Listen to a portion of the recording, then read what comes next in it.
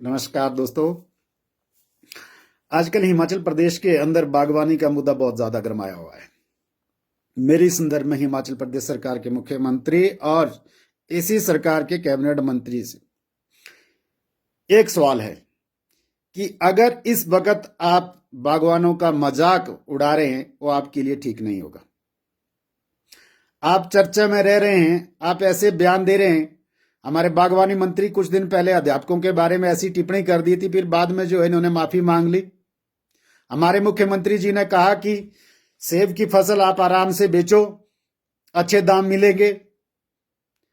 हमारे बागवानी मंत्री कहते हैं कि आप खुले में क्रेट में जो है सेब बेचो, आपको अच्छे दाम मिलेंगे। लेकिन एक सवाल उसके ऊपर है कि अगर हमें क्रेट में अच्छे दाम मिलते तो आप अदानी फ्रेश के सेब और मार्केटिंग पर एक जवाब मुझे दें कि जिस सेब के एक दाने को हम 1 रुपए में बेचते हैं, अदानी मात्र एक छोटा सा स्टिकर उसके ऊपर चिपकाता है अदानी फ्रेश नाम से, और नीचे उसी दाने के ऊपर लिखते हैं MRP 50 रुपीज। अब इस चीज से आप अंदाजा लगा सकते हैं कि 49 रुपीज एक दाने पे वो मात्र मार्केटिंग के कमा रहे हैं, और पैदा करने वाला बागवान है। बीच का आदमी कितना कमा रहे हैं? मंत्री जी, इस चीज का जवाब आपने मुझे देना है।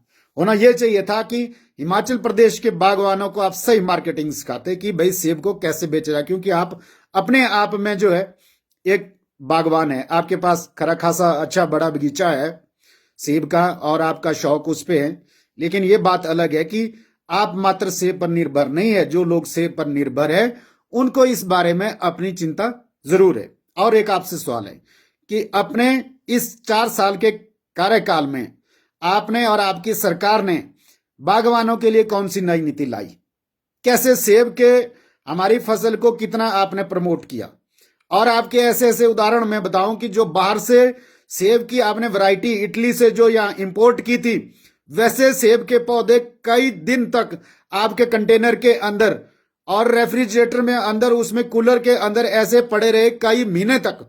और जब महीने बाद हमारे यहाँ पे सेब उतारे गए थे तो सेब के पौधे उस ठंड से जो उस पे टेम्परेचर उसके अंदर दिया गया था उससे जो है सूख गए थे।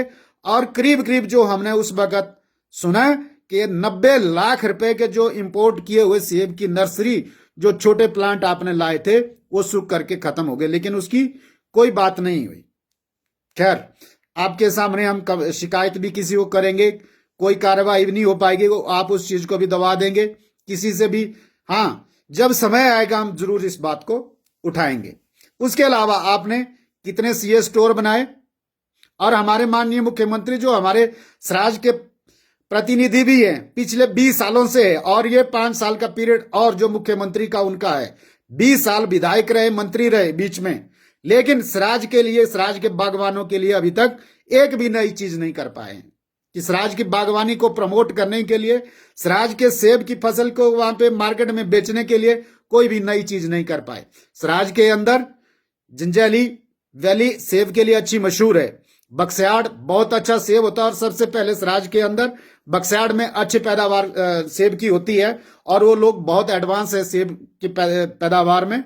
उसके साथ साथ हमारे पास बाली चौकी की थाची बेल्ट, हमारी पंजाई थाची बहुत अच्छा सेब तैयार करते हैं, बहुत स्कोप है वहां पे। कोल्ड स्टोर की जरूरत है वहां पे, उन लोगों को मार्केटिंग के बारे में बताने की जरूरत है, उनका सेब अच्छे रेट में बिके वो जरूरत है। छतरी के अंदर, पूरी छतरी के इलाके में, मगरू के इलाके में अच्छा सेब, अर्ली वैरायटी का सेब वहां पे निकलता है, जो अच्छी मार्केट में ठीक समय पर पहुंच जाता है। लेकिन आपने आज तक कभी मार्केटिंग के लिए कोई ठीक सा और नया कोई प्लान जो है स्वराज के अंदर माननीय मुख्यमंत्री महोदय नहीं लाया है। मेरी आपसे प्रार्थना है कि आने वाले समय में, और बहुत जल्द, जो आपका 1 साल का पीरियड अभी तक बचा हुआ है, कोई नई स्कीम आप सेब के लिए जो है स्वराज के अंदर, क्या क्या पूरे हिमाचल के अंदर जहां भी शिमला डिस्ट्रिक्ट में सेब की खेती होती है, सेब का वहां पे इतना उत्पादन होता है, और मंडी जिले का जो हमारा ऊपरी हिस्सा है, चाहे करसोग का हमारा हिस्सा है, स्वराज का कुछ हिस्सा है, और इसके अलावा हमारे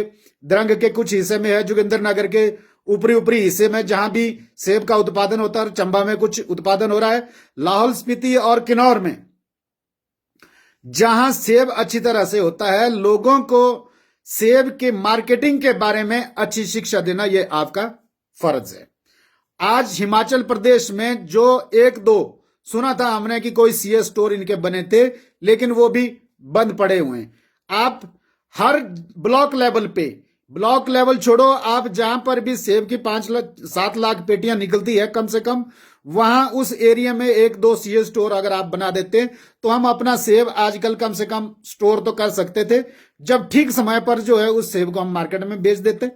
लेकिन हमारे पास ये व्यवस्था नहीं है, इसलिए हम मार्केटिंग में पिछड़ रहे हैं। और जो बड़ी बड़ी कॉर्पोरेट सेक्टर की कंपनीज है, अदानी है, कोई और है, रेलवे है, महिंद्रा एंड महिंद्रा है, इन कंपनियों ने पूरी मार्केट में जो छोटे व्यापारी खरीदने वाले थे उनको सबको जो है हैक कर दिया है। वजह मार्केट आज जो है ऊपर नहीं उठ रही, इसका कारण यही है। जरूरी नहीं है कि मार्केट में सब सेब खराब है, हमारे पास अच्छे से अच्छा सेब भी है। अगर कुछ ओले की मार है, कुदरत की मार है, बर्फ गिरी, लेकिन उसके लिए भी आप लोगों ने कोई पैकेज नहीं दिया है। इस चीज को लेकर के हम बागवान जितने भी है, किसान है, बागवान है, निचले क्षेत्र में टमाटर की फसल बर्बाद हुई है, इन सब चीजों को लेकर के किसान आंदोलन करेंगे। भारतीय किसान संघ इस वक्त जो हिंदुस्तान में जो दिल्ली के अंदर जो एक 9 महीने से आंदोलन कर रहे हैं, उसी के बैनर तले हम पूरे प्रदेश के अंदर जिला स्तर पर, ब्लॉक स्तर पर इस आंदोलन को और सक्रिय करेंगे। और जो कश्मीर की तर्ज पर सेब का जो एमएसपी है वो आपको फिक्स करना होता है। मंडी मध्यस्थता योजना के अंतर्गत जहां ए ग्रेड का सेब कश्मीर में 65 रुपए किलो, बी ग्रेड का सेब 45 रुपए किलो और सी ग्रेड का सेब 25 रुपए किलो सरकार खरीद रही है, तो हिमाचल प्रदेश में ये क्यों नहीं हो पा रहा है?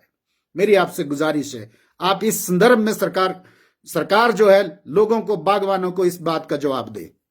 उसके बाद अगर आप इसमें असफल पाए गए तो किसानों और बागवानों को इसमें निश्चित तौर पर आंदोलन करने की जरूरत पड़ेगी। आप लोगों का घेराव करना बहुत जरूरी हो गया हुआ इस वक्त। आप किसानों को, जो किसान दिल्ली के अंदर आंदोलन कर रहे हैं, केंद्र की सरकार के जो 3 कृषि के जो काले कानून है उसके विरोध में चले हुए हैं, उसी का एक नतीजा जो है आज सेब की मार्केट जो नीचे आई है, ये उसी का एक नतीजा है। ये पहला झटका बागवानों और किसानों को दिया। पीछे कुछ समय पहले निचले क्षेत्र के किसानों को जो है टमाटर के जो ठीक दाम नहीं मिले, वो भी कृषि बिल का एक हिस्सा है। तो मेरी आप सबसे प्रार्थना है कि सब लोग इस वक्त जाग जाएं और सरकार भी इस वक्त जो है कान खोल करके सुन ले और हमें जो इसका मिनिमम सपोर्ट प्राइस जो है बहुत जल्द फिक्स किया जाए और किसानों को बताया जाए, अन्यथा हम आंदोलन के लिए बिल्कुल तैयार है। धन्यवाद। जय हिंद, जय किसान, जय बागवान।